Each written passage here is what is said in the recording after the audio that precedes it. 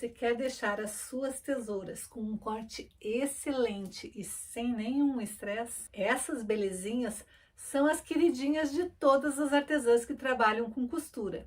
E todo mundo adora uma tesoura. O importante é ter tesoura.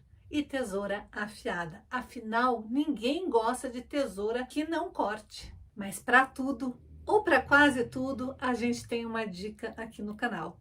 Então anote aí, porque a dica de hoje vai ser como amolar as tesouras na sua própria casa. Eu sou a Bia Abdala, seja muito bem-vindo ao meu canal. Mas essas são apenas algumas dicas para você manter as suas tesouras afiadinhas, amoladinhas para o uso diário. São alguns quebra-galhos para manter as suas queridinhas sempre funcionando e não ficar na mão na hora que você mais precisar delas. As boas tesouras normalmente custam mais caro, mas são um ótimo investimento. E neste caso, o ideal é você mantê-las afiadas por um afiador profissional. Assim, você consegue manter sempre o mesmo ângulo e o mesmo corte. Já as tesouras de uso geral, essas sim têm alguns truques e dicas que você pode usar para afiar caso elas tenham perdido o fio. A primeira dica é pegar um pedaço de papel alumínio, aquele alumínio que você usa na cozinha mesmo.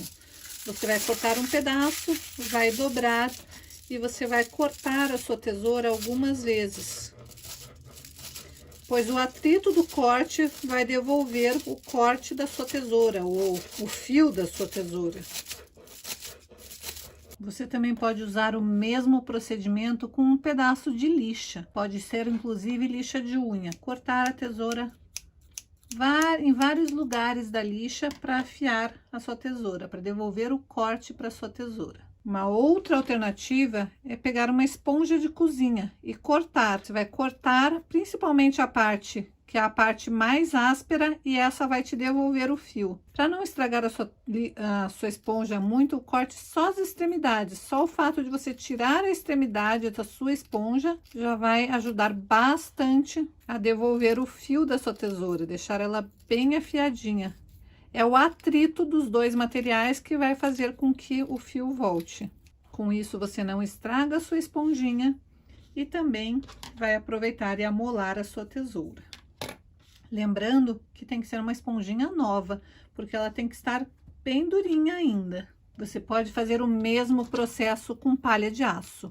Cortar a palha de aço, pode ser da mais grossa ou da mais fininha, várias vezes. Isso também, o atrito vai fazer com que a tua tesoura volte a ter um fio perfeito. Outra dica que eu já testei aqui no ateliê e gostei muito do resultado é amolar a tesoura num vidro. Pegue um recipiente, um vidro daqueles de geleia ou de embalagem mesmo, e você vai fazer o mesmo procedimento. Vai fazer um movimento de corte. Você verá que com este movimento de corte, como se você estivesse cortando o vidro, isso vai amolar a sua tesoura. Lembre de deixar sempre o corte no ângulo aqui da sua lâmina da tesoura. Não acontece absolutamente nada com o vidro, mas a tesoura fica perfeita. E digamos que você está em algum lugar e não tem nenhuma dessas alternativas que eu te dei, mas você tem duas tesouras com o corte ruim. Você pode fazer isto com a própria tesoura. Primeiro você vai cortar usando uma tesoura, depois você vai afiar usando a outra tesoura. Sempre fazendo um movimento de corte. E com isso a tesoura vai ter o corte perfeito, ela vai voltar a afiar. E caso você só tenha uma tesoura, você vai até a sua cozinha, vai pegar uma faca sem serra, e vai fazer exatamente o mesmo procedimento. Na faca sem serra, você vai fazer cortes. Movimentos de corte para afiar a lâmina da sua tesoura na sua faca. E com as dicas de hoje, não tem como as suas tesouras não ficarem super bem afiadinhas.